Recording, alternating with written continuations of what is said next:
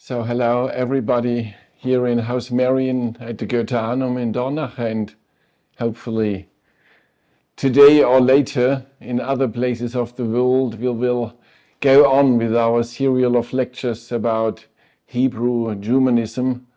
Last time we talked about Paul Celan. It was last year, but this year we had a certain surprising event, but because we wanted to commemorate Franz Kafka on his death day, and so it is also part of this serial of lectures. But I want to reconnect to Paul Celan and start this kind of presentation for Margarete Susman, because he was one of the visitors of the late old Margarete Susman, and I mentioned this in my talk about Paul Celan. I will say some words about visiting Paul Celan, visiting Margarete Susman in Zurich in the 60s of the last century, and then I will present a certain overview of her biography and work, and hopefully closing then with the theme of hope related to Ernst Bloch and Margarete Susman.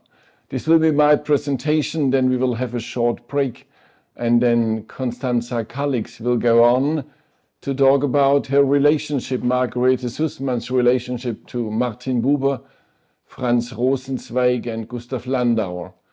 We talked about Buber, Rosenzweig and Landauer in the last years, and now we have this special opportunity to see what was the perspective of this partly unknown philosopher, writer, thinker, Margarete Susman, on Buber, on Rosenzweig, on Landauer.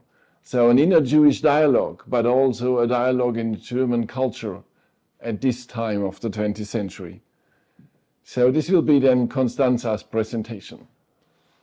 So a first glimpse to Margarete Susman by Paul Celan. When he visited her in 1963, he came out of a very, very dark period of his biography. We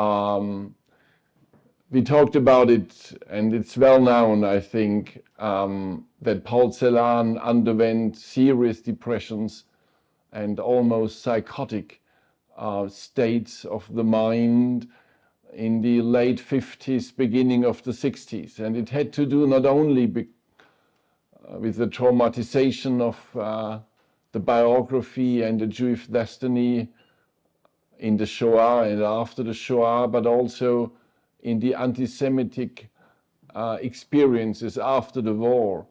And he really felt persecuted and severely damaged by people, Paul Celan, and in these extreme states of feeling persecuted and really in a way of an extraordinary state of consciousness, I personally don't like to shift it into psychiatry, because it was reactive in a way. In one of these deep, deep situations, very dark, he obviously decided to go to Margarete Susman. He didn't know her personally, but some of her writings, and sent obviously a lost letter, lost now, but at this time in life, a letter to her 90th birthday with greetings, and also then sent her some of his poems or the books he published, and also the very wonderful and deep, deep speech address he gave when he got the Georg Büchner Prize. And he asked if there is a possibility to see her, to come to see her. And during this stay in psychiatry, he came across a book of her about interpretation of biblical figures, and was again deeply touched about these writings, about Moses, Ezekiel, and others, and how intensively he read it.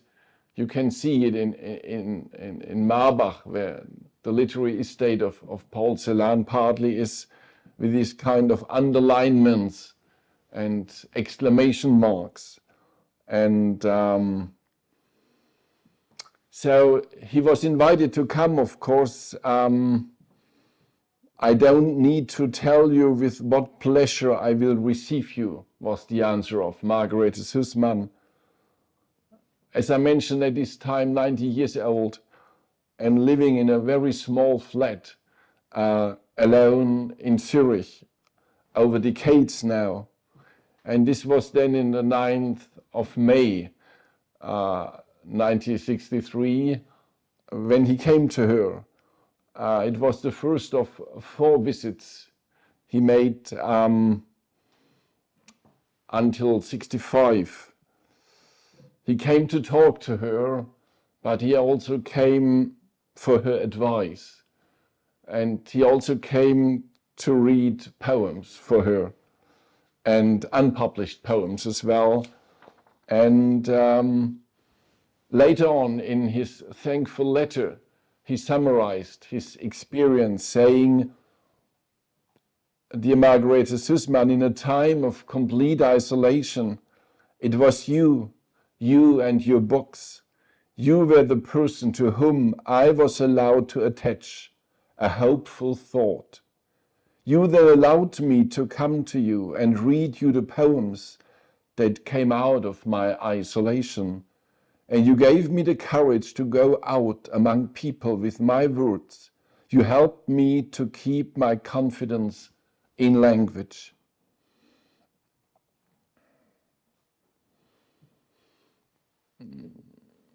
Yeah, she, in some of her books, wrote about the urge to dialogue, the call to call and answer as a Norwegian Jewish nature trait. In her autobiography, she's writing, she's saying, "As surely as the word compassion belongs to our lives, it is nevertheless the rarest and most difficult, because it is only completely real where a person enters completely into the life of another."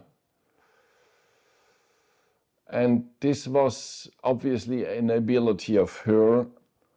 And she was really a person who was able to give advice and comfort for many people. She was, by the way, very astonished by this letter from Celan when he was talking about his isolation. And she answered saying, "When you were here with me, you seemed so completely turned towards life." She had an impression of life and hope, and so forth. She was a little bit irritated and wondering why he felt so isolated and his loneliness. And in one of the letters she's saying, maybe your loneliness has to do with your being politically very left, as she heard. Because she said, "I was the same in my biography, very left.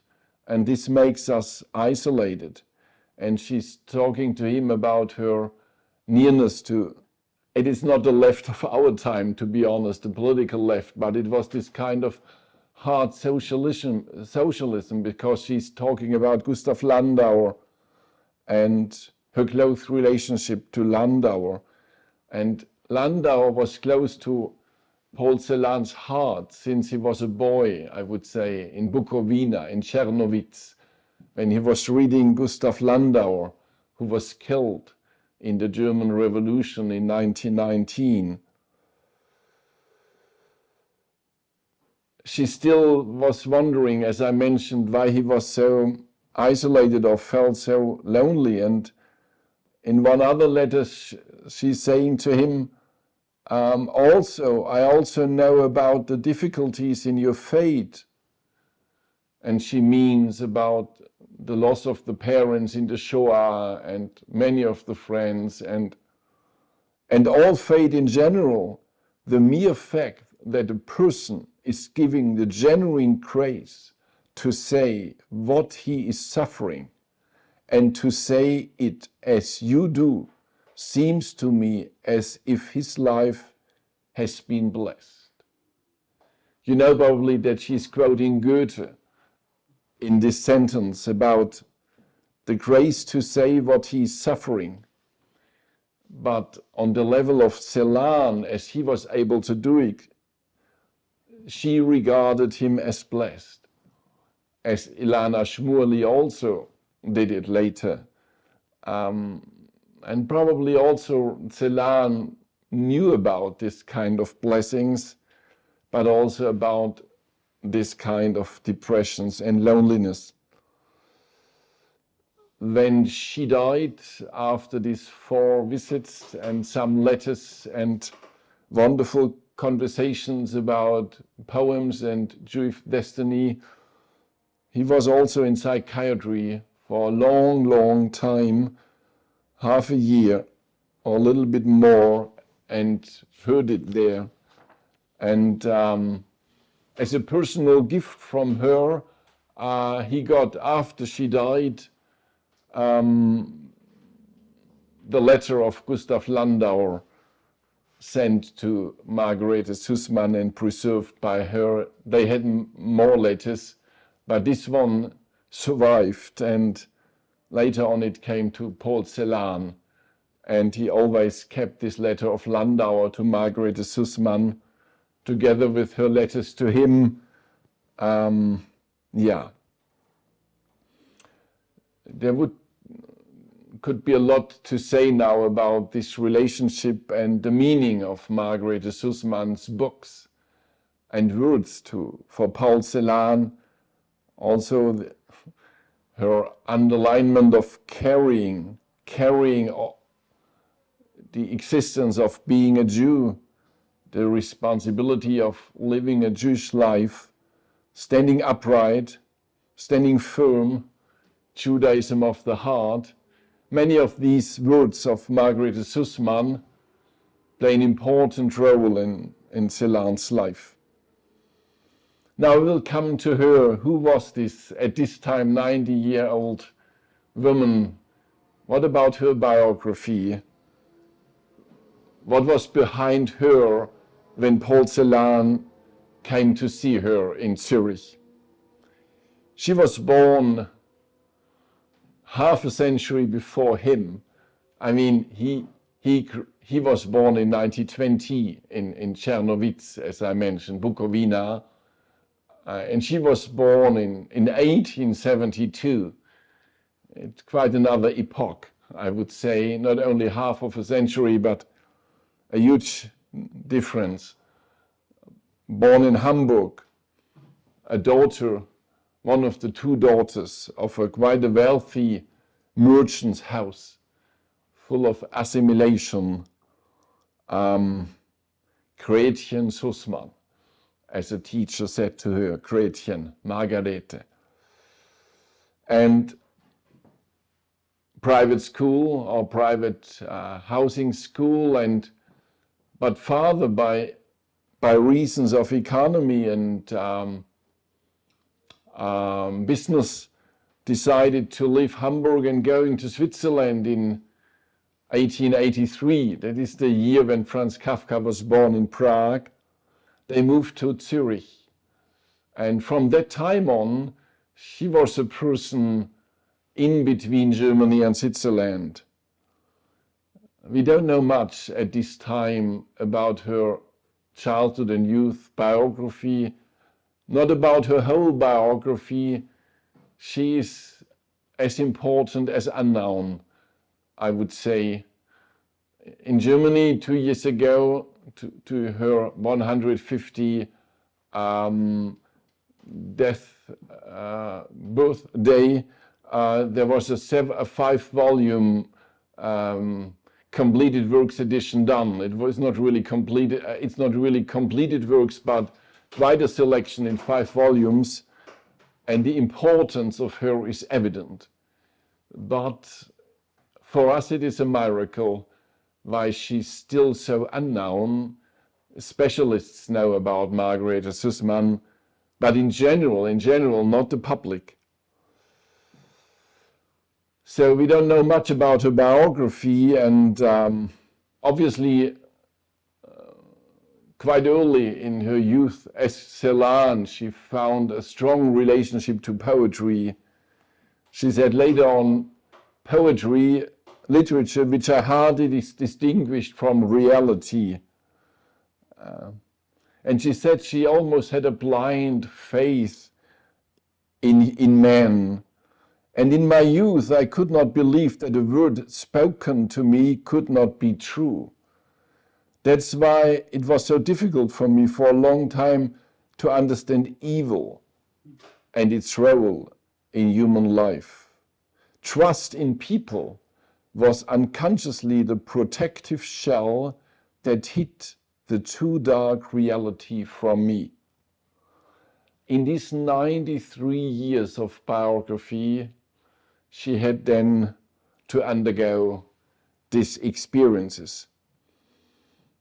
But of course, dark experiences came also in her biography early, or ruptures. So father died when she was 20 years old, and then mother went back to Germany with the daughters. But mother became ill as well, obviously a kind of a psychiatric illness.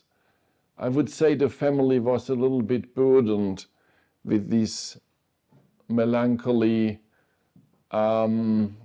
situation. Mother was in need of care, maybe also against suicidal tendencies. Father, as long as he was alive, forbid her to go to university and doing academic studies, which were at this time almost restricted to men, even if Rosa Luxemburg studied early and did a PhD in Zurich at the time of the childhood and youth of Margarete Susman. I only mention it because Rosa Luxemburg was of great importance for her. So they went to Hanover when she was 20 years old, and obviously there began also a kind of a search for Judaism. She went to Rabbi Seligman, and in a way she took a decision. In her book about Job, she said, there is no fate for the Jewish people to be Jewish. To be a Jew means to decide. For every individual of the people is born a Jew, but he only becomes a Jew by choosing to be. This was, of course, her understanding of Judaism. But her studies were not mainly Judaism, it was painting and applied art at university or academy in Düsseldorf. And a loving friend died very unexpectedly, maybe one of those closest to her heart, Erich Kircher. Later on she went to Munich, 28 years old, and then she started also to study philosophy. She had very, very good teachers, and she was also in friendships to quite important philosophers and poets of the beginning 20th century, Ricarda Huch, Stefan George, Else Lasker Schüler, but also wonderful philosophers. And then she went to Berlin to hear Georg Simmel, who was a very important Jewish philosopher for sociology, philosophy of history, ethics. There she published her first poetry collection, and then she went to Paris. It was this time when it was possible to go to Paris and to study painting together with Georges Braque, who became very famous later, at this time, of course, unknown. She married a painter and an art historian, Eduard van Bendemann, when she was 34 years old. And they lived together then later in Berlin, and She met Martin Buber and Gustav Landauer and also Ernst Bloch. It was all a little bit around Georg Simmel, an association of thinkers, poets, social reformers. And we'll find her first essay on Judaism in 1997. That means 35 years old, quite an important age, in a very famous journal at this time, Frankfurter Zeitung. It was a book review, and this is not untypical for Margarete Susman. She made a lot of book reviews, but these book reviews are works of art, of appreciation. She's not judging, she's showing, and sometimes revealing the truth of a book or the truth of a thinker, but sometimes also widening the perspectives, as in this case, when she was discussing a book about Zionism or about the Jewish question at this time. And she suddenly then in the book review left the author and went to other thinkers, but also on what she called the mission of Judaism, in the formation, as she called it, of the doctrine of the one God.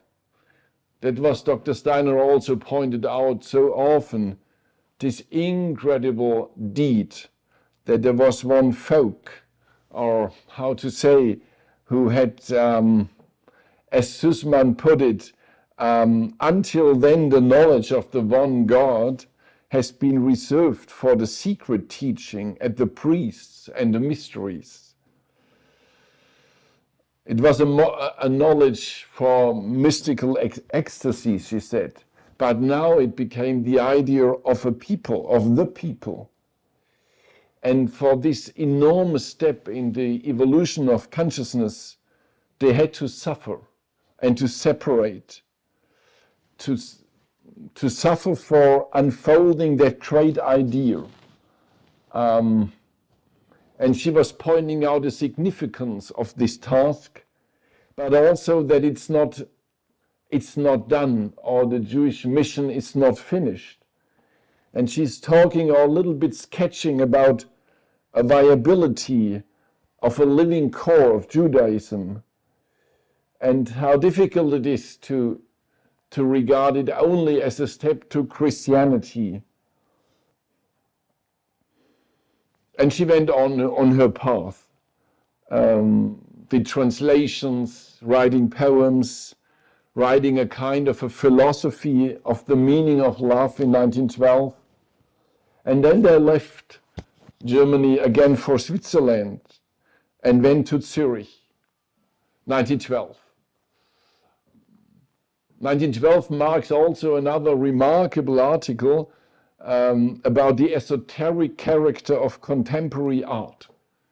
This is for anthroposophists maybe an attracting title, but she said this is a problem, that modern art is an art for the initiated, a secret language. That means that the artists, they are forced into solitude. They are isolated. It's only secret because culture forces them to become esoteric. Esoteric in the sense of hidden. There is no great social context that support art. And this creates isolation of the artists. And then they became not only individuals, which is good, but they are at the margins, at the borders of the society. And one of the examples in this article is Van Gogh. Now he is very, very famous. But at this time, in 1912, he was somebody, but the statements of her are quite anticipating, saying, Van Gogh always felt like a co-worker in a greater context. Every stroke he made, he did out of conscience and before the judging eyes of all mankind. Never was the deepest solitude more connected to the whole. Never has a modern figure walked more exclusively and holily in the ways of Christ. A short suffering life full of immense labor, that wanted nothing for himself, that dug and dug for new land for humanity. That is Van Gogh, the esoteric, the difficult to understand. So esoteric in this sense, not as a kind of superior value, but as a kind of a reaction of being forced to be an outsider to secret science, occult science. For her it was not attracting, because science doesn't belong to the private sphere. It belongs to the public sphere. And so quite interesting. And many other articles. I only touched some of them and try to keep the time in mind. The outbreak of the First World War, as you know, the incredible beginning of a 20th century full of the abyss. And she said that she was confronted with the guilt of apolitical life. In a way, until then, many of the modern intellectuals of this time, of the artists, of the philosophers, they lived a life apart from politics. And in a way, then they found themselves in the middle of the abyss. They had to go back to Germany because her husband was German. Fortunately, he had not to become a soldier, but he was drafted into a kind of a press information service in Frankfurt, and they lived there. In 1916, in the middle of the 2 years in Frankfurt, from 15 to 17, and then in 17 she went back to Switzerland with a sick boy. She became a mother, and the boy was sick. In the middle of the 2 years in Frankfurt, later on she came back to Frankfurt, I will tell you, but in 1916 she published another article in the Frankfurter Zeitung, a newspaper, about, now the title was Ways of Zionism.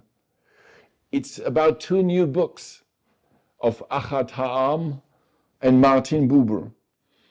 And both are related, as you know, to Zionism, but both were distant to political Zionism. And Ahad Ha'am underlined always the need for the priority for the revitalization of the Jewish spirit as an unconditional demand of what he called the true Zionism, which is supranational, a house of prayer for all people, to building up a new Jewish culture, a spiritual Zion. And for Buber, this was part of a cultural rebirth in general.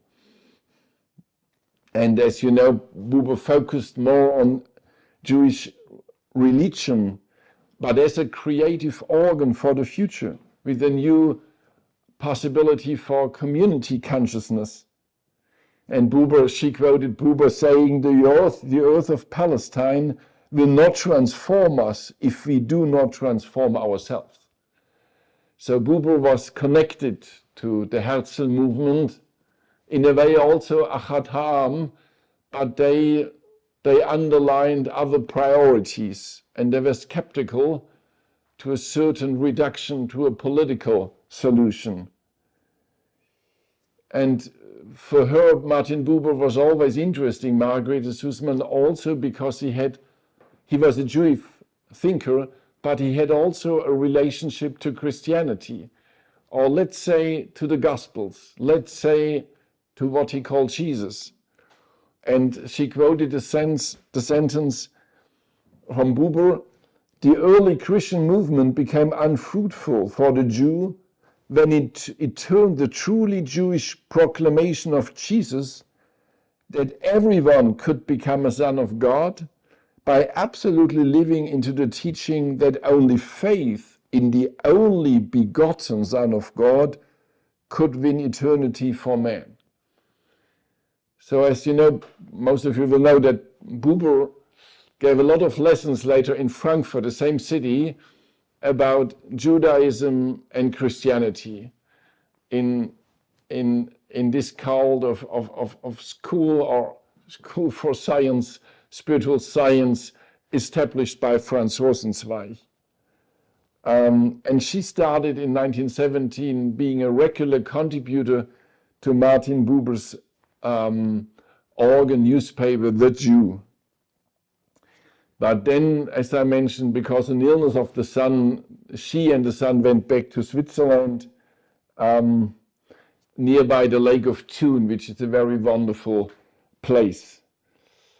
One of the visitors there was Ernst Bloch. She knew him before from a circle in Berlin, but now he wanted to see her again, and reading for her his new book, Spirit of Utopia.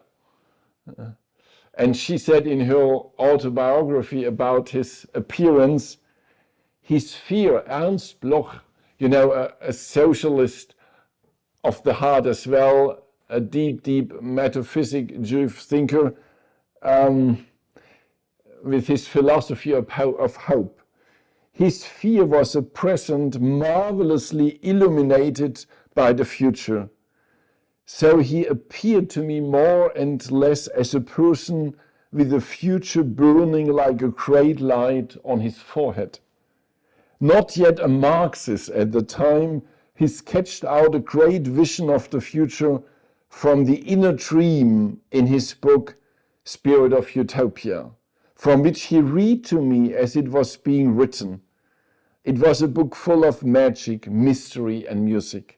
His longing was not so much for God as for the true home of man, for the true eternal face of man, Advent, the time of the coming light, the star of the future and hope, was his, Ernst Bloch's, true sphere. And it was also very inspiring for her. She started to write poetry again, and they had quite a special time together.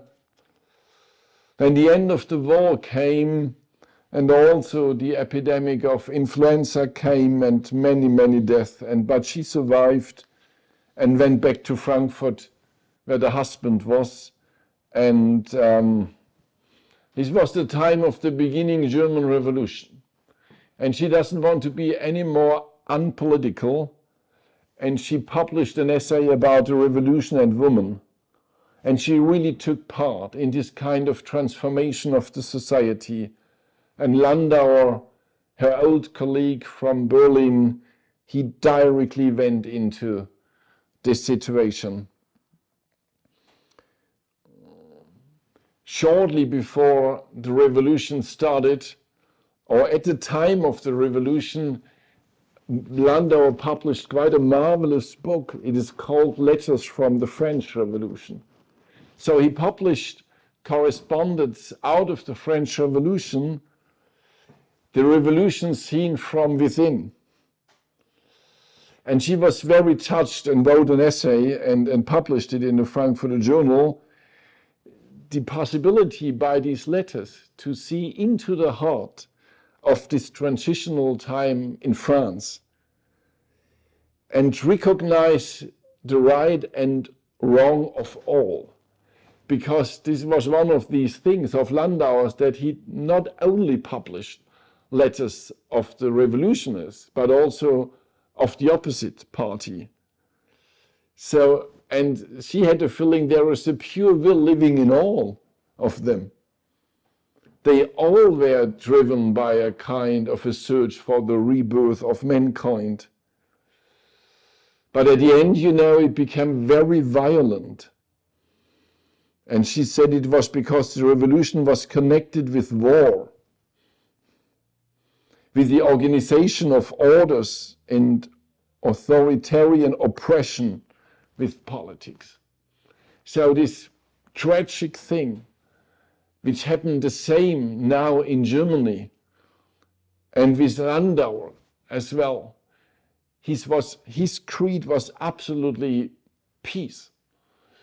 But now he was attracted, he was now drawn in a process of violence. He still was free of it. But at the end, he was murdered, and terribly murdered. And she said, "Never are men so honorable and never are they so terrible as in revolutions." And her explanation was, it was before Landauer died, and her explanation was, this can only come from the fact that all revolutions are the answers to enormous total debts, and that in them the people who are themselves the result of this debt rise up against it. Such a thought that those people now acting in revolutions are partly a result of the situation before, in their education, in their thinking. It was not the case in Landauer's case. He was a pure victim. But he was very negatively presented in German newspapers about Landauer and the communists and the Jewish anarchists. But she was standing for Landauer and also published another article, The Revolution and the Jews. And again in the same article, coming back to the question of political Zionism, which was not a main part in the German Revolution, but for her it was always very connected, what is going on in Palestine, what is going on in Germany at this time. And so she's asking, the one country is collapsing and dying, and the other is developing. This was her image in 1919. But how it is developing, Palestine at this time? Can and should the Jews become a people like other people? Is this the destiny for which they have preserved themselves for 2,000 years? Does the creation of a state legally secure homeland in Palestine really mean the solution to all their problems, the fulfillment of all their tasks and missions, or the only viable and fruitful way to achieve this? These are questions for her. Maybe this is the way to achieve this because it's the first step, but it shouldn't be the last one. It can't be the last one. This is not the mission of Judaism, just to become a state as the other ones. Questions in 1919. She was in the middle of this Frankfurt time, German time, and then she got a letter from her husband. He was traveling and then saying to her, I bought a house for us. It is not only a house, it was kind of an estate with farmland in Bad Säckingen, which is close to the Swiss border. Please come. It was very difficult for her to leave the intellectual city and all what is connected to Frankfurt and to be suddenly there almost nowhere in a wonderful landscape. She was reading a lot there and taking care for her son, but also doing housework and farming work. It was a time where she studied a lot of Goethe and Dostoevsky, withdrawn from the community of people. She got important visions there from Eugen Rosenstock, the friend of Franz Rosenzweig, and also of Rosenzweig himself. And she was reading The Star of Redemption, which will be the theme in the second part. On the Christmas day of 1922, there is an article by her in the Frankfurt newspaper about on the border, an der Grenze. And she's describing in this little article a train passage to Basilea, to Basel. And she's describing the train from Bad Säckingen, which is still going to Basel, overcrowded, and she's describing the faces of the human beings. They were all pale, a type of distortion, attention and aggressivity. Germany in 1922, this was not only a poor country, economically lost, but also a country full of aggression, political tensions, radicalization, and it was, oh, what a kind of an atmosphere in the train. And then she came to Basel and was suddenly in the city, and the people here seemed to live in a quiet, serene dream. It was a completely different life. And she said, how it is possible. I mean, this was Germany maybe before 1914, and now only 8 years of difference. And you cross the border and you are transferred in a completely other epoch. It is a completely different time that prevails there. The German chaos, the destroyed and destroying life, but also, and this is the positive end of the article, a living reality. And then she's saying a fate, a German fate. She's not at all, this is a kind of an article, let's go to Switzerland. Because for her it's a little bit far from reality what they live there in Basel. With this property, with this, yeah, it's all pure and fine and shopping and just across the border. And if you are familiar with the German history, 1922, 1923, these are also the years of the coming National Socialism and all these political fights, also against anthroposophy. Landauer died in 19. Rosa Luxemburg was killed. Karl Liebknecht was killed. Kurt Eisner was killed.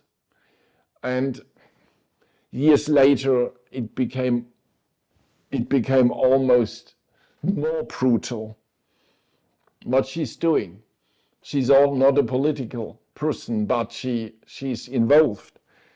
A wonderful article about Rosa Luxemburg. Now her letters from the prison were published, and she was so touched, as I think many of us who know the letters of Rosa Luxemburg, because before she knew Luxemburg as a political fighter. Her speeches in this workers' sphere, in the communist sphere, in the socialist sphere, but now these letters from the prison, this love of life, this observation of life in the prison, in the little flowers of there are some spaces there in the garden of the prison, and also observing the voices of the birds, and a purified spirituality, a marvelous inner peace, a spiritual strength. And she said, first I could not understand, but then I realized by a certain passage in the book where she's describing animals who were mishandled by the prisoner, the guards there, the treatments of animals. And then she realized her commitment to wounded life. So there was this spirituality of Rosa Luxemburg, but on the same time a kind of political engagement. In 23, the article. So her kind of presence in German public, yes to Landauer, yes to Luxemburg, yes to Hasidism, a wonderful description of a new book of Martin Buber. He's praising Hasidism, and she describing it. It was the year of inflation, of destroying inflation. She had the feeling that everything undergoes destruction. Also her marriage. Her husband left her, and for her with another woman, and for her it was a sacred reality. She could not believe it. and she left home with the boy in a meaningless misery, without any wisdom, and traveling different cities. One of her inspiring, hopeful kind of inner support was going back to Hasidism again. It was a wonderful consolation, an inner revitalization, a final activation of everything that had always been deeply mine. It was the passionate longing for joy born of dark suffering. Yes, the teaching of joy. It was the raising of the sparks from everything real. It was the fervor of prayer that revealed itself more than one new thing, and that built me a mighty bridge to a true life. It's a long theme about her relationship to also the Kabbalah and the Shekinah. So this teaching that the glory of God came to earth and it was scattered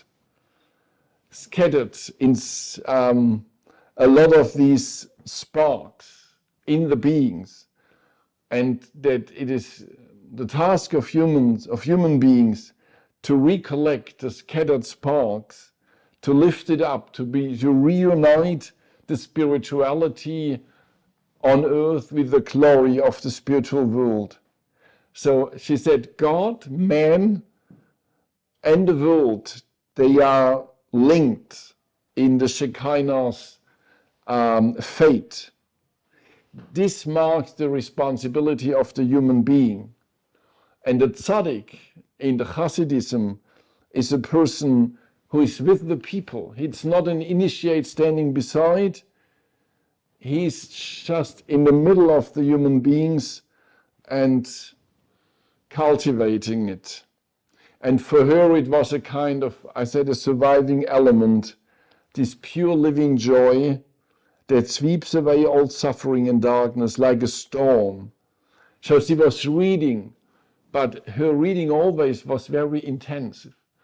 It was a kind of a spiritual presence, not only stories, but immersing into this kind of truth. And also wonderful for us to hear to this. She quotes from a book of Buber, a Hasidic sentence, whoever looks at the rainbow, but not to glorify that of his creator, it would be better for him if he had never been born. A rainbow only from a kind of wonderful colors, but not realizing what is spiritually living in the rainbow or behind it. This is a sin. It leads us directly to the Michael School and the 7th class lessons for those who know. And also the intensity of praying in Hasidism. But only when all Israel would unite in one prayer could the Messiah come and deliver the people and the whole world from all oppression and persecution. Only Israel united in peace and love could utter the true prayer. Perfect love alone would also be perfect redemption. And then she went back to Frankfurt. Now she was 57 years old. So moon node, if you want, in an anthroposophical understanding of time cycles. Homeless time still, but close to Franz Rosenzweig, close to this Lehrhaus, and close to this intellectual activities there. And also, just to name it, by a friend of Rosenzweig, Victor von Weizsäcker, who was a famous German doctor and professor for internal medicine, neurology, but also a scholar of Freud, which at this time was very untypical. The doctors, and especially the professors at university, they had to avoid Freud. Freud was something not at all respected at this time at a university. But Weizsäcker, with his high position, maybe he could develop the courage to say yes to Freud. And he opened for her the understanding to Freud. And for her, Freud was an enormous discovery in his world-transforming teaching, in his healing intention, in his real understanding of human soul. I mean, she was a very spiritual person. And maybe you are a little bit shocked as anthroposophist if somebody appreciates Freud, because Dr. Steiner was so often negatively talking about Freud.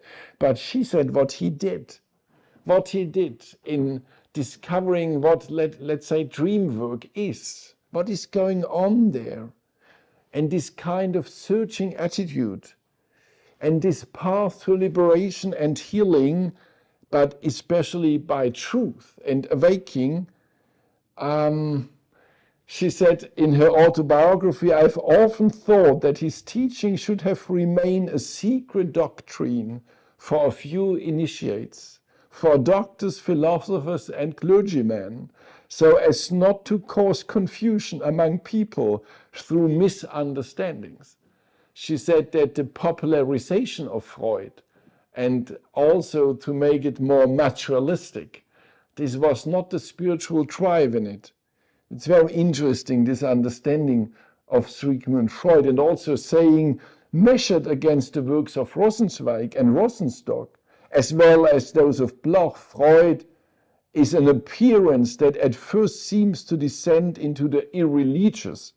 But soon there was no doubt in my mind that here too, in his relationship to life and death, a deeply religious spirit was at work. Although the eternal name, which those had rediscovered, those, that means Rosenzweig, Rosenstock, was concealed by his scientific beginnings. The hidden eternal name was concealed to him by his scientific beginnings.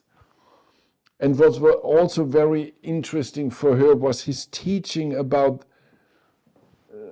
the forces of life and death. So the reality of a death will impulse in culture, in human souls, was terribly important for her, because she saw that civilization is, and started before the First World War, but then it became more and more difficult, is a kind of on a way to the abyss, a dehumanization of man, and it's also fostered by technology and many other things.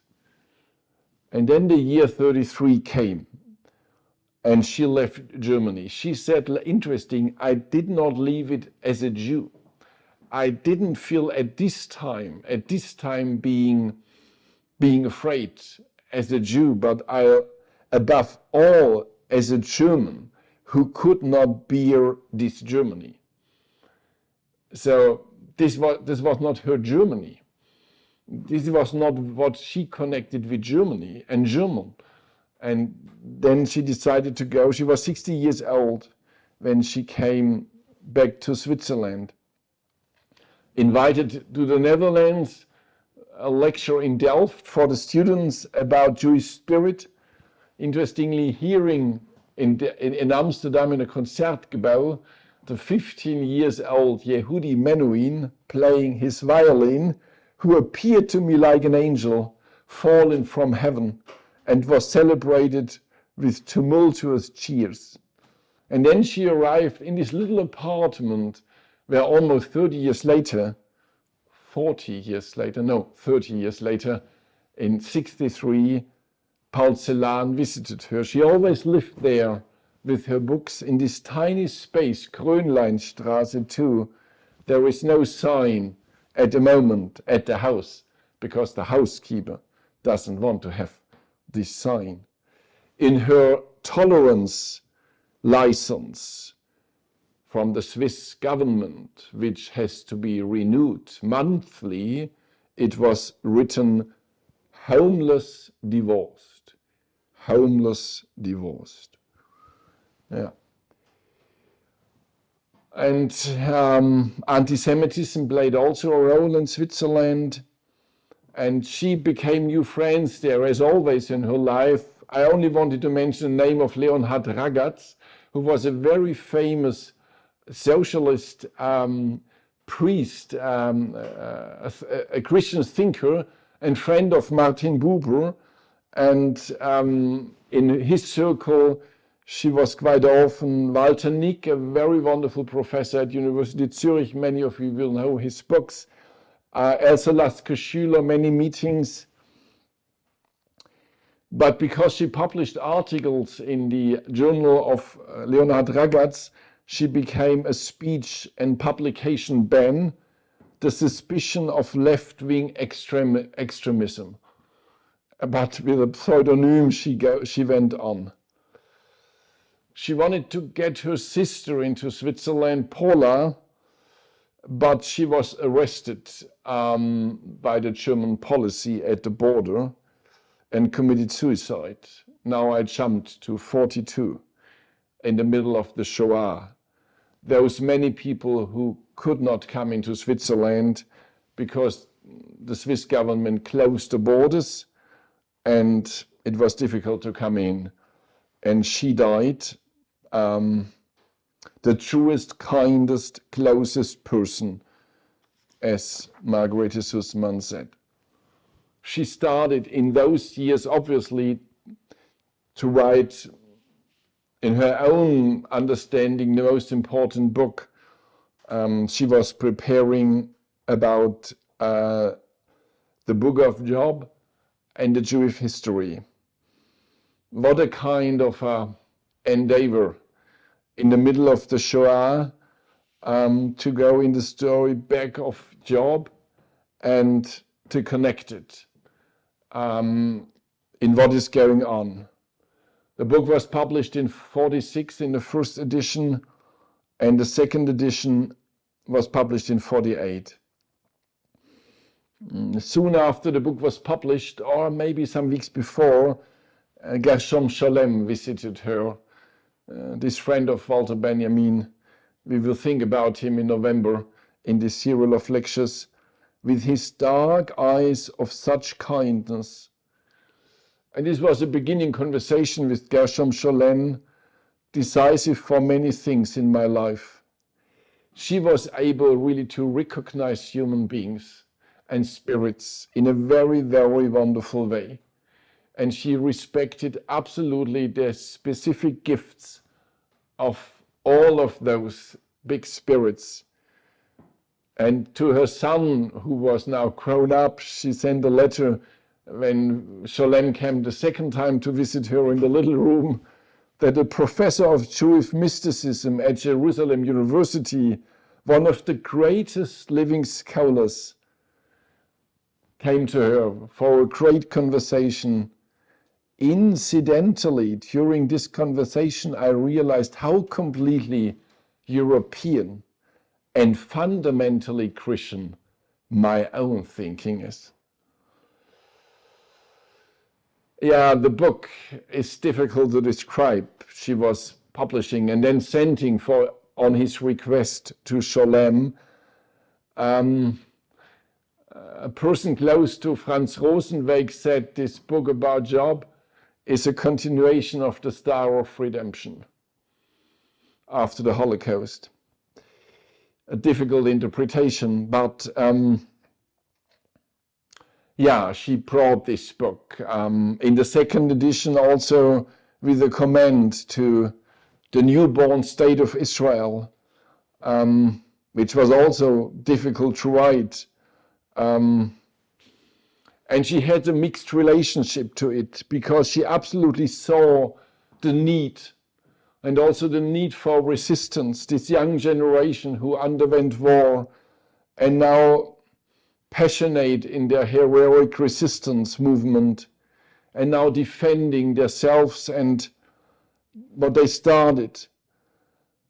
But on the other side, she said, what is beginning now there is alien to the Jewish nature.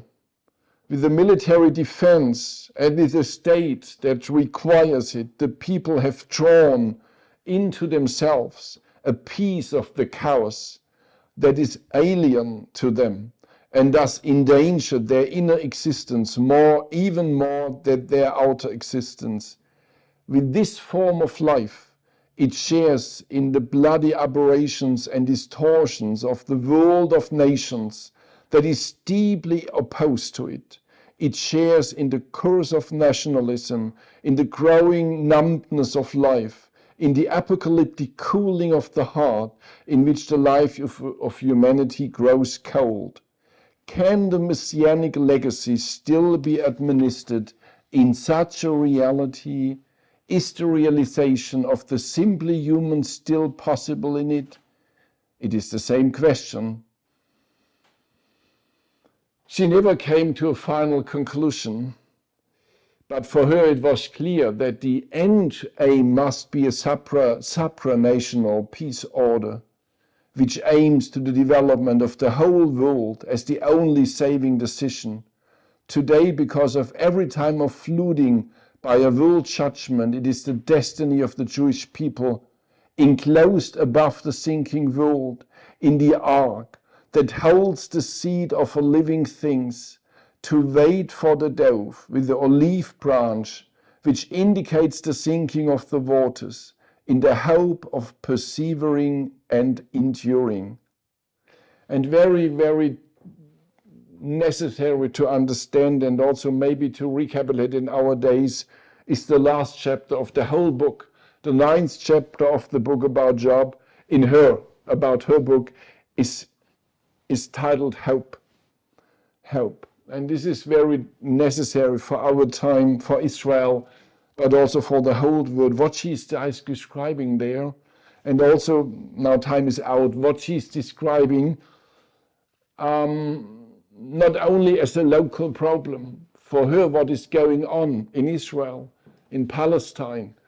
At this time, we are in the 1940s, this has to do something for the world, with the world. And she's describing why. Because for her, it is not just one people and another people. What is going on there will have consequences for the whole evolution of the world. But it's wonderful how she tries to bring it in an element of hope at the end. And the last sentence of the book is, we who know so infinitely much, who know far too much, we know nothing. We know nothing of what matters to us alone, of the plan in which we are involved and from which we live.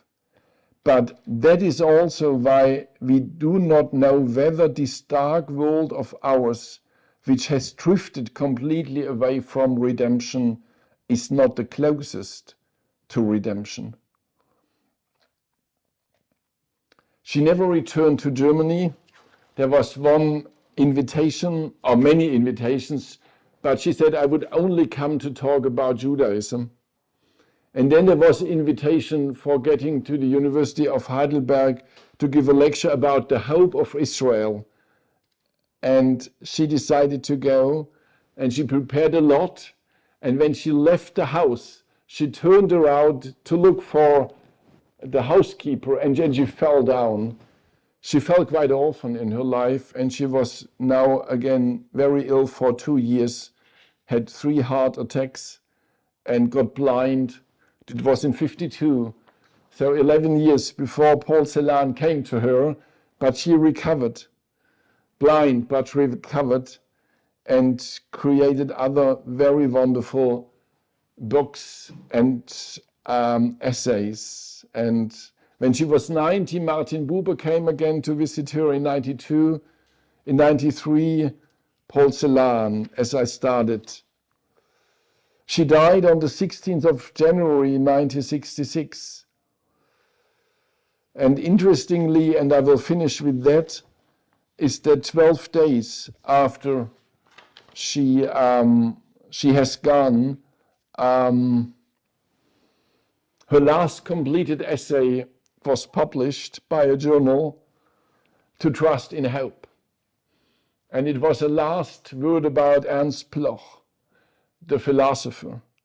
It was just because there was a book has been published to the honor of Ernst Bloch, and she was reading it and wrote a little comment on it. She couldn't write, she was blind. She dictated, or sometimes she made it like this. But most of the texts were dictated. And she said what he did was he proclaimed the salvation of hope to a deeply disturbed humanity, shining forth like a never extinguishing star. His philosophy of hope is a philosophy for our time. Everything that exists becomes hope for him. All lights fall on the future. His aim was always to transform the existing world. It was a counter movement against an understanding of fate from the past. And she quoted one sentence out of the Hunnering book where somebody said that human existence for Bloch was a laboratorium salutis, a healing workshop.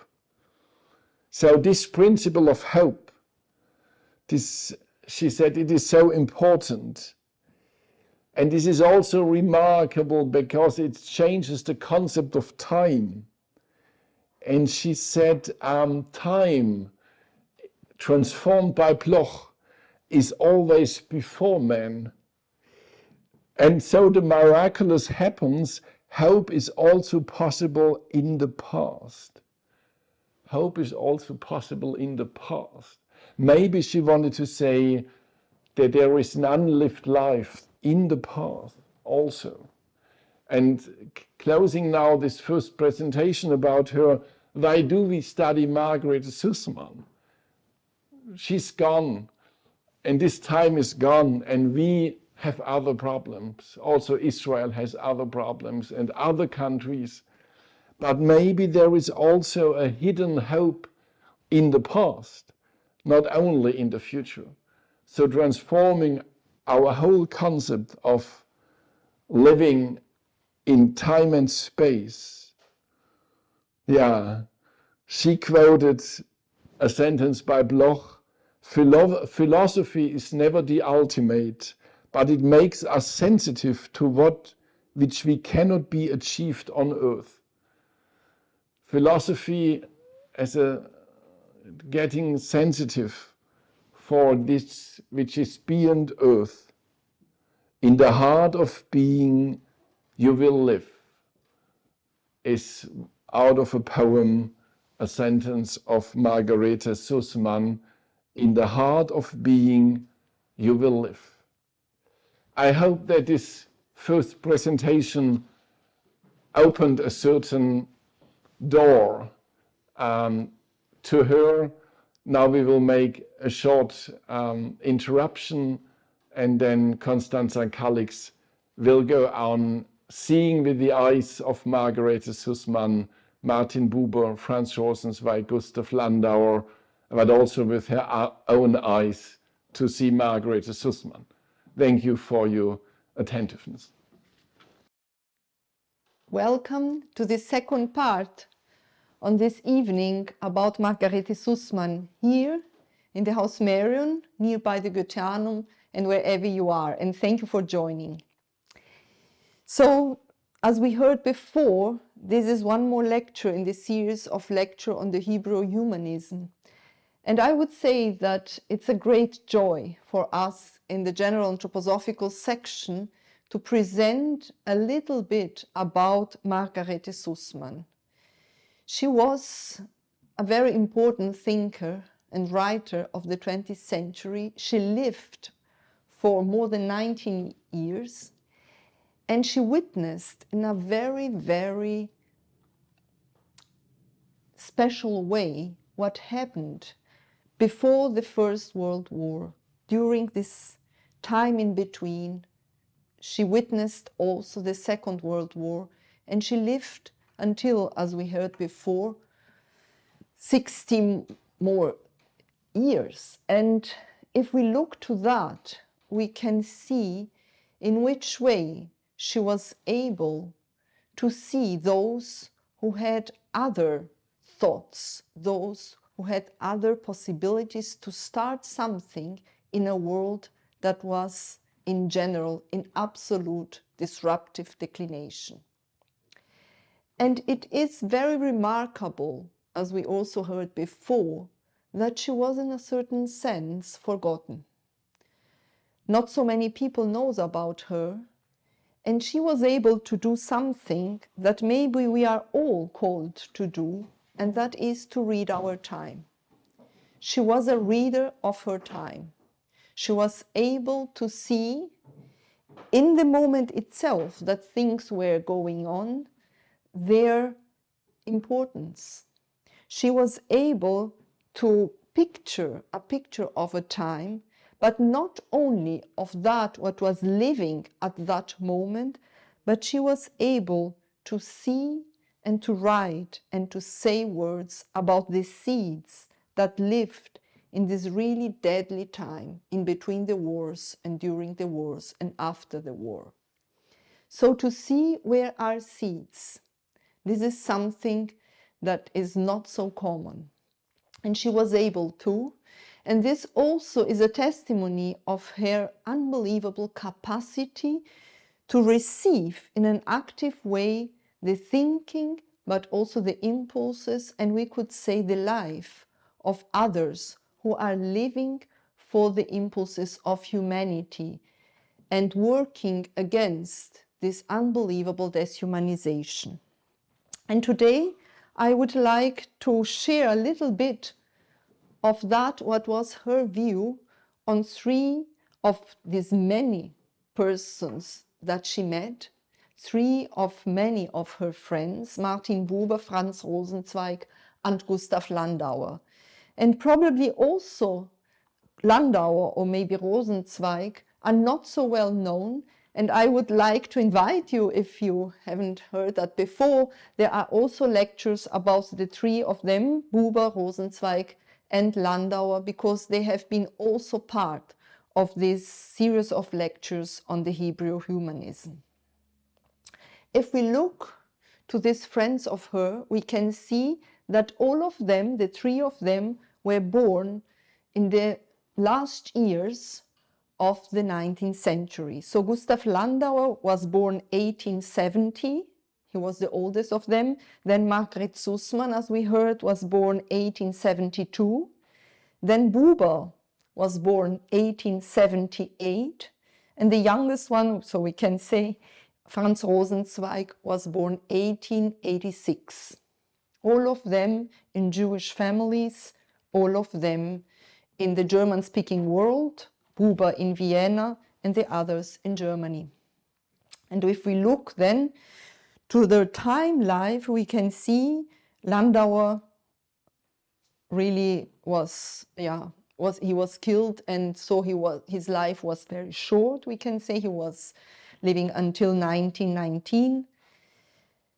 Martin Buber, he lived for almost a whole century. He died 1965 in Jerusalem. Franz Rosenzweig also had a very, very short life. He died 1929 in Frankfurt. And Susman, Margarete Susman, she just died in 1966. So we can say the lives of all of them, in a certain sense, were embraced in her lifetime. And I would like to start with Gustav Landauer. Gustav Landauer, who we can say really lived for a new community. His life was devoted to transform the social conditions of people. His life was devoted to change the reality of life of those who had not a surrounding that was in favor of living. He was all the time looking to this injustice reality in Germany, but in other countries also. And he was living, more than fighting, also fighting in peace, but fighting, but he was living for this transformation, for this endeavor of forming a new community. He was, as we heard also before, an anarchist, a pacifist. He was strongly criticizing the entering, so the whole world war, the First World War. He was very active in the November Revolution in Germany, And then he was active in the Republic in Munich in April 1999, where he then was murdered in prison. And Margarete Susman writes about him, also about Rosenzweig and about Buber, in her memories that she wrote when she was very, very old and almost blind. And she says that very soon he became a close friend, whose attitude became a role model whose full demands and power of sacrifice we only learned to understand at a later time when he proved them through the dedication of his life. Landauer's numerous writings full of serious wisdom, his belief and his faith in humanity, inspired spirits such as Proudhon, Bakunin, Kropotkin, and also the young Richard Wagner. In his literary work, Landauer dealt with almost everything in the past and the present significance. And she says that only later it would be possible to fully understand what he brought. Yeah, she wrote several articles about him, and one of them, and the first who I would like to quote here, is immediately after his brutal death. So it was in 1919, in the beginning of May, as we heard before. He was in a very cruel way murdered in prison, without being heard, without anything. And then she writes an article published in the journal Des Masques. And in this article, she starts saying not only he was murdered, but what people is saying about Landauer, what people is writing about Landauer is not true. There is a deformation on the gaze, on the view of this human being. Who was Gustav Landauer, she writes. No matter how much opinion may rage about him in the light of recent events, he is not one of those whose character image will fluctuate in history, distorted by the party's hatred and favor. For we have an image of him not only in the more or less distorted public and private opinions of men, but he himself has left us a clearer one in his writings. And so she wants to let us know in this writing after his death, who was he? And she writes wonderful things. She writes about how he wanted to liberate people from their, as she describes it, their self-created misery, and how he dreamed of liberation.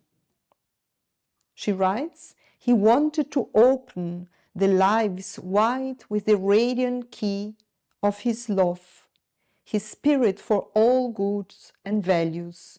He wanted to lead people into the chambers of their own hearts, where the gold and the precious stones lie so richly and are so abysmally locked away.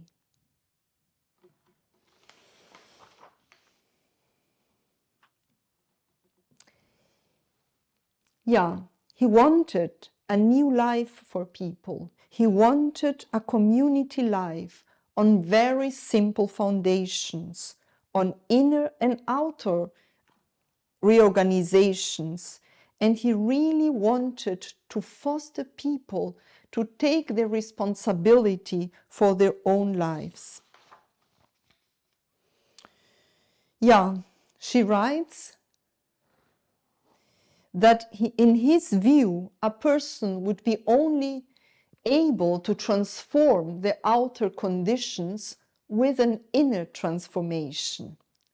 Where a person truly begins to transform himself, he also necessarily transforms life, because he cannot isolate himself from life, because he always and everywhere touches life. And because that is what Landauer ultimately wanted, the inner transformation of people that transforms the whole life around them. And the text ends with the phrase, Gustav Landauer lives. Yeah, then 10 years after his death, she will write again about him, an article in the publication Der Morgen, 1929. She will write exactly 10 years later, and she will say, well, in these 10 years we lost something very important. She will say that 10 years before, 1919, in Germany, still there was the possibility to speak and to act out of being rooted in a common culture. And this being rooted was lost in these 10 years. She writes, Landauer was still rooted in a world.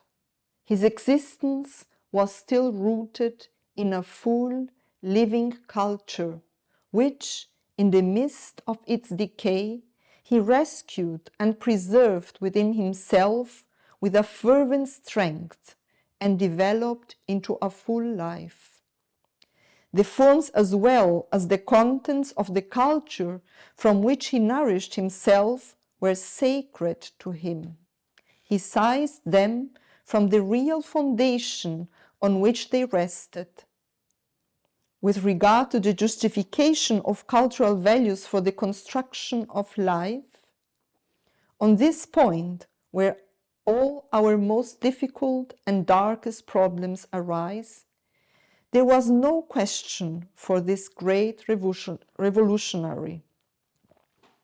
His entire revolutionary thinking and actions were rooted precisely in a layer that has become questionable for us today, the spirit.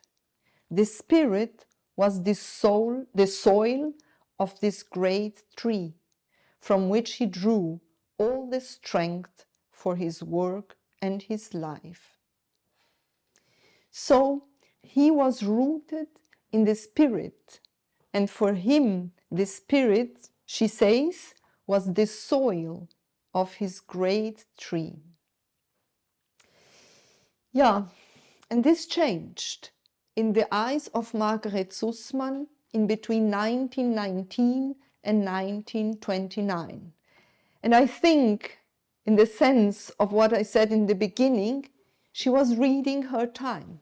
10 years later, she looks back and said, something was lost again.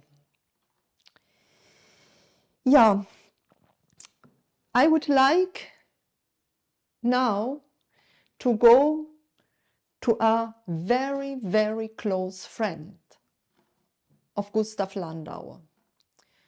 When Gustav Landauer died, this very close friend said that he almost died with Landauer. It was a deep harm to lose this friend. And this very close friend to Landauer was also a close and important friend to Margarete Susman, and this was Martin Buber. And in the same way as Landauer longed for a transformation of society in the sense of building a new community, we can say that Martin Buber opened worlds for the possibilities of the formation of new conditions of the understanding of the human being. And it's very interesting that he was the one who published, after Landauer's death, first text of Gustav Landauer, and he called the book with his first publications, The Human Being in Becoming. So also Buber could see in that what Landauer brought, something that would transform the human being. In her memories, Margarete Susman writes about Martin Buber, about her first impressions. My first impression on seeing this delicate, slight man was, This is not a human being. This is pure spirit. And what Martin Buber has opened up to us since those early days, whole worlds have become our own through him. Not only the world of Hasidism, but also a new interpretation of contemporary thoughts, and then again his work in Israel. Added to this is a piece of the deep wisdom of China and Tao and Chuang-Tze, his translation of Chinese fairy tales, and finally, his spiritually powerful translation of the scripture, initially with Franz Rosenzweig and then entirely on his own. And then she writes, a serious friendship with Martin Buber connected us from the beginning on. A serious friendship. And when Martin Buber turned 50, she wrote on the 8th of February 1928 in a journal, Die Badische Presse, about many of the aspects of that what he already achieved in his first 50 years. And she writes about also her discovery of Hasidism. She could discover this realm, this unbelievable cultural gift that Martin Buber could make visible at that point, coming from the old tradition of the Hasidic people. She had a deep connection with that. And in a very sensitive way, she writes about this aspect of his work. She writes, it was not only the ancient documents of the Jewish people from which Buber gained the image of the perfect human being. It was a far more recent, closer revelation from which the human being, living in the spirit, confronted him as the image of human being. It was the marvelous revelation of the Hasidic mysticism rediscovered by him and passed on to us in his simple, creative translations of its legend. This powerful religious movement that suddenly rose like a hot, living spring from the stagnant darkness of the Eastern ghetto in the middle of the 18th century. Nowhere is the religious elemental force so conceived as the purest embodiment of the humanity. Nowhere is the life of the holy man so completely alive in the image of God as in this movement, in which, in the midst of the bleak rationalism of the Enlightenment, out of the half-death and the detached Talmudic in the intellectuality of the ghetto, the whole human being storms into the whole of the world, into the living creation of God and the great wings of his love. It's a beautiful, the whole man, the whole human being storms into the whole of the world, into the living creation of God on the great wings of his love. And she could hear that in the stories that Martin Buber brings from this tradition of the Hasidic stories. Yeah, and then she also, and many times, she will write about his endeavor, together with Franz Rosenzweig, to translate, to rewrite, we could say, the so-called Old Testament into German. On one hand, based on the translation already existing, the old translation given by Martin Luther, but then both of them wanted to recreate this old wisdom in Aramaic, in Hebrew, in such a way that when people would hear these words, they would experience in the German language something very similar as it could be experienced in these old languages. And she writes for his 15th birthday, the enormous venture of a new Bible translation in a time such as ours, without connection, without form and word.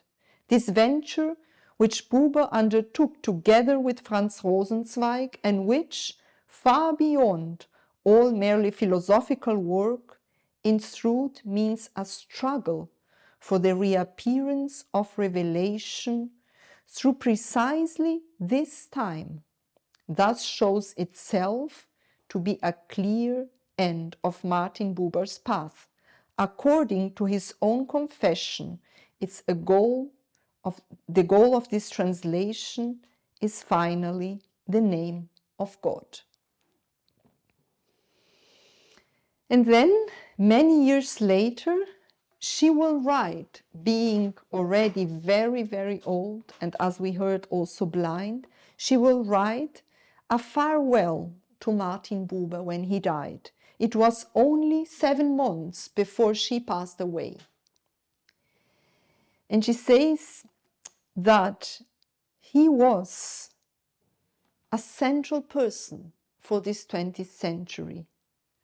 She will write, "It is an abundant life, a life fulfilled, of which I have to bear witness here, a life that, in the midst of the most serious catastrophe of his people, to whom he served with his entire existence and work, for whom he gave himself completely, appears to be nowhere inhibited, everywhere supported by life itself. Everything that this man overcome, everything that he took on as a task, life itself lent him and hand in every situation.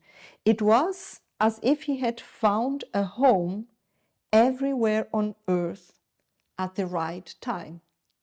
What kind of a wonderful word for someone who just passed away to say it was as if he had found a home everywhere on earth at the right time.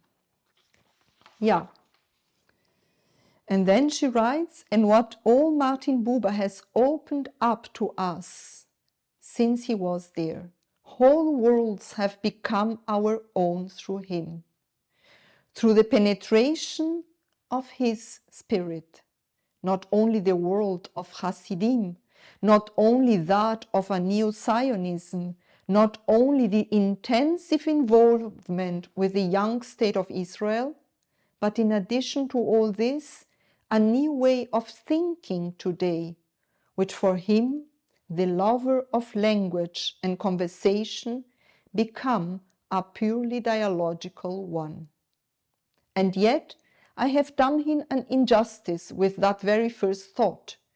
In reviewing his immense achievement, I see that it's not merely an intellectual endeavor, but also a new shaping of human existence."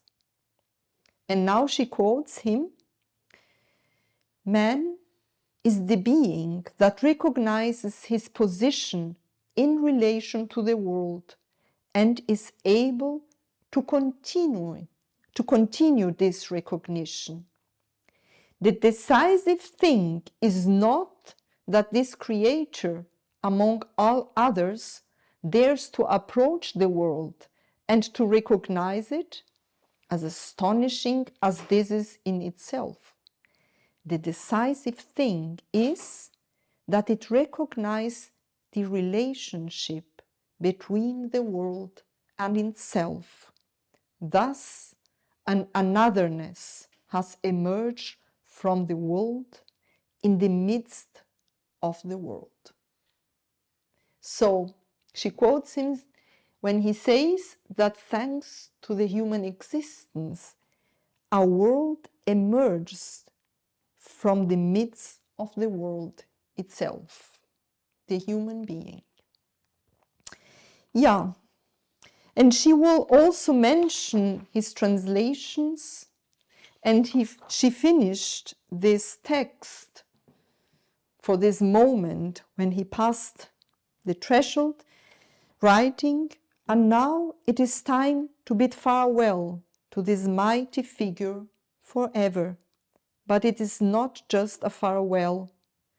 There is a legacy associated with him that we have to manage. This cannot be done by an individual, but only by a community. Not only the individual human soul, but the entire community of Israel, which is so severely threatened, will have to take on this task. And this requires not only our will, but also his blessing, which he has already given us in advance in his long, abundant life." That's a beautiful thinking, that it is the task of the whole community to carry on that what Martin Buber could bring. And maybe this is also a call in the sense to ask ourselves today, as communities that we are, what are we asked to carry together of the fruits of those who had worked before, also thinking on herself. And at that point, I would like to go to the third friend of her, a deep friend also of Martin Buber. And this is Franz Rosenzweig. Franz Rosenzweig, this historian and Jewish philosopher, who worked on a very important book named The Star of Redemption. He wrote this book during the First World War. In his time of being in the war, he wrote it in little cards and sent these cards. And then when he already was very, very ill, because he became very ill and lived with this unbelievable illness for 8 years, he started at that point this big work of the translation of the so-called Old Testament together with Martin Buber. Yeah, and also in her memories, again I would like to start with her memories, she writes about her encounter with Franz Rosenzweig. And she says that in a very difficult time of her life, when she was really not there for anyone else, she says, "Only when Rosenzweig called me, I was always there for him. And sometimes I was allowed to read to him from Luther's translation on the Bible." She was very impressed by the way he carried his very, very strong disease. And she writes in her memories, "In all these years, locked in the lonely prison of his body, face to face with death at every moment, he lived a life of the richest human fullness, such as few mortals are ever granted. A life full of work, full of community, full of external activity, full of inner splendor, full of love, full of festivity, full of prayers." Yeah, she admired him deeply. And she was one of the first, she was the first to write about this book, The Star of Redemption. She wrote about this book immediately after the publication, 1921-22, in the Jewish review Der Jude. And she writes about the book, we can say, out of the thinking that led into this book. Also the language she uses to write, we can sense how deeply she was able to dive into this very complex thinking out of life. This new thinking, as Rosenzweig himself calls this thinking, the new thinking, as he says, not only out from the books going into life, but coming from the life into the book, into the studying, into the deepening. And in the Star of Redemption, he will describe the relation in between the three, we can say, columns of our existence as he understood it, and that is the human being, the world, and God. And first he will describe each one of these columns, the existence of God, the existence of the creation of the world, and the existence of the human being, each one by themselves. And he says there is no way to go directly from one to the other. They are different. And there is no direct transition, but because they are so their own, they can relate. And the whole book, in a certain sense, is the description of the relation of God and the creation, the world, of God and the human being and the surrounding, the creation. And in these relations appears the real existence of God, the real existence of the human soul, of the human being, and the real existence of the world. And she realizes that the relation is not something that appears after the existence of these three columns, but that the relation in between God and the human being allows God to be God and allows the human being to become a human being. And the same for the creation. And then she describes that, and I would like to quote a little bit of what she writes.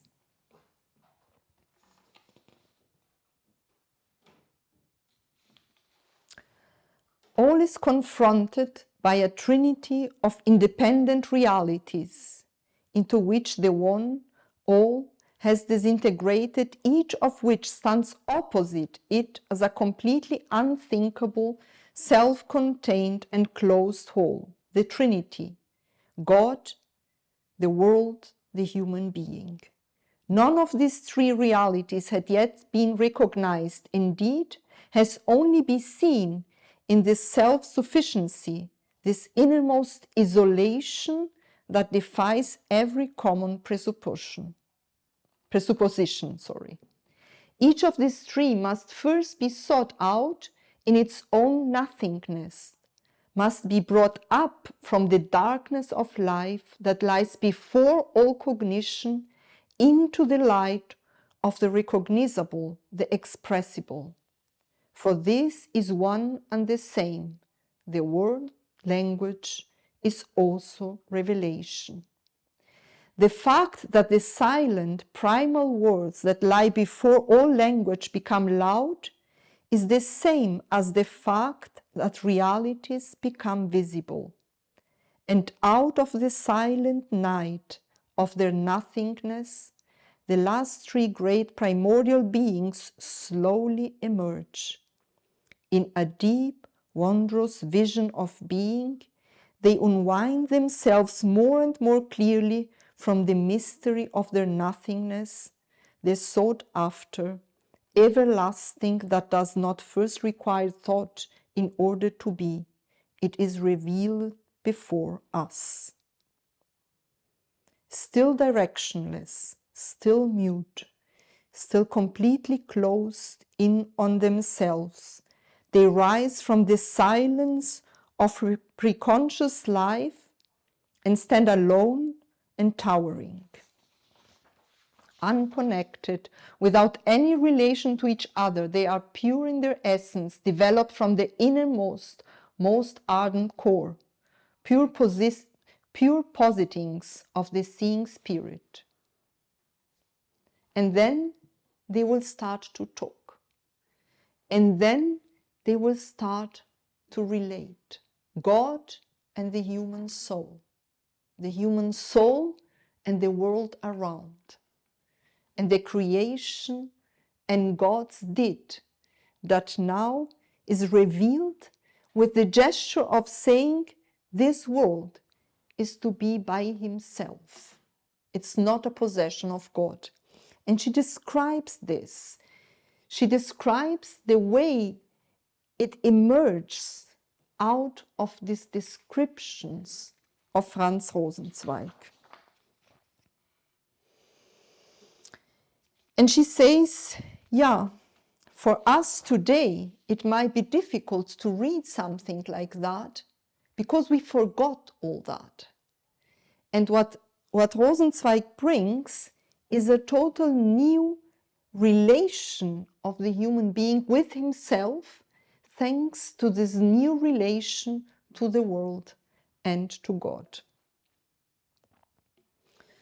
It was the first comment on this very, very remarkable book, written in the early beginning of the 20th century, and that is still to be discovered by the 21st century in the richness of what he is able to say. Yeah, I would like to go now to the translation.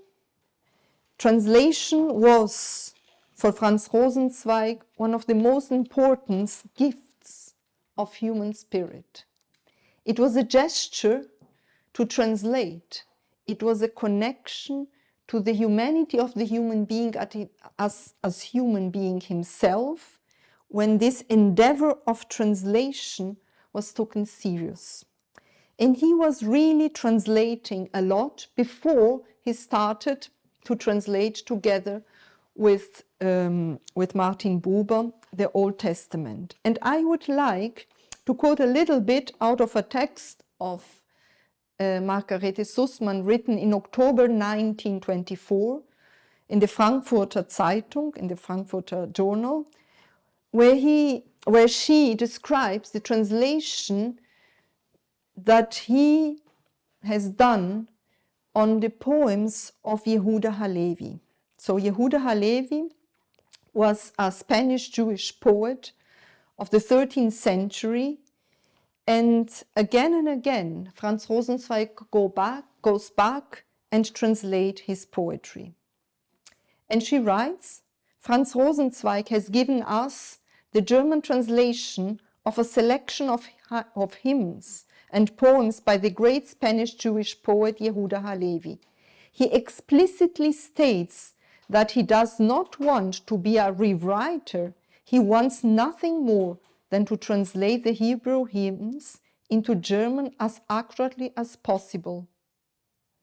He wants to become the mouthpiece of the foreign voice, which he makes audible across the abyss of time and space. To make a voice audible across the abyss of time and space. The possibility of this is profoundly based, she writes, on Rosenzweig's view of language in general, when he says in his Star of Redemption, language is truly the morning gift of God to mankind. It is as if he wanted to emphasize this conviction clearly in the transmissions of these cantons, as if he were carrying the vessel received to receive the last revelation. Yeah, and so she writes, already in his one turn-out verse, one senses the surprising and powerful nature of these rhythms. One feels that every word of the book proclaims that this translation, precisely because it is not an adaptation, has become all the purer and more perfect poetry, creative elevation of what is most one's own from a common depth, a world of light radiating out of the darkness, in which poet and translator are united, so that the two languages appear only like the two attributes of the one substance. Both in one, one in both. They allow us this single image of the imageless to radiate before us, this song to rise in honor of him, before whom all language is but one. And I would like to quote some lines of this translation, and then I will go to the end of this little presentation.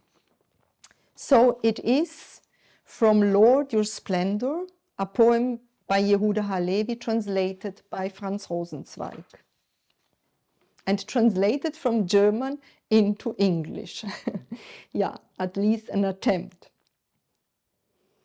And angels walking in walls of flute and light confess thee and call thee, who created the sound that speaks. And angels walking in walls of flute and light confess thee and call thee, who created the sound that speaks. Yeah, and she will write, and maybe I will finish with that, in several times, in several papers and newspapers, about this Bible translation of these Holy Scriptures. And in the Basler Nachrichten, in a journal of Basel, and I choose this one, in February 1928, she will write, "For all of us who are ignorant of Hebrew have absorbed the content of the scripture in the form of the Luther Bible. In it has become flesh and blood to us. In it lives in us, so that the doubt about the necessity of a new translation and the mistrust of it is that the primary attitude towards it is almost irrefutable." So she says, for all of them who really goes into the Old Testament, we learned it, we heard that, we learned to love it in the words of Luther. And how is it possible then to change and to have it in another language? And then she says, later in the text, and that this truly astonishing thing has succeeded, that this translation moves in the dangerous, uncertain middle layer of a non-existent language with just as much certainty as in the separate sphere of purely poetic language, from which it raises the most marvelous, most luminous sounds for the religious. This is brought about by the peculiar process at work in this translation, namely, that every word of the scripture, without distinction, is forced to reveal its own secrets, as it were by a deep, insistent endeavor for its meaning, that in it everything seems to express itself. And this phenomenological grasp of the word has here the double meaning that in the eminent fidelity to the original Hebrew is one with the fidelity to the German word, appropriated to our present-day perception of language. A double fidelity, she says, to the original Hebrew words and to the German word in a way that is appropriated to the way that in the present day we perceive the language. Yeah, this is a very, very, very big deed that was done in a time at that point before the Second World War, and then continued after the death of Franz Rosenzweig by Martin Buber himself, and he will finish it in the 60s of the 20th century. Yeah, and when he died, she also wrote about him, and many years later, 1955, around 1955, she will again write about Franz Rosenzweig. She wrote many times about him, And she will write then, it's after the Second World War, we are separated from him not only by a general world catastrophe, but also by the particular catastrophe of the two worlds from which his life was built, the disintegration of Germanness and Judaism.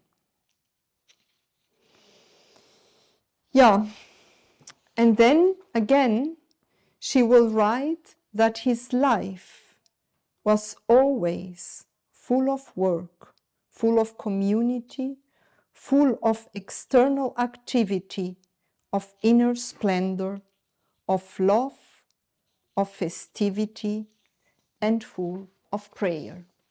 And maybe I will finish then with these same words of Yehuda Halevi, which he translated also in the sense what she could hear, not only in the words of Franz Rosenzweig, not only in the words of Gustav Landauer and Martin Buber, but of many others. She was able to hear this sound that speaks. And angels walking in walls of fluid and light confess thee and call thee, who created this sound that speaks. Thank you very much for your hearing. Thank you.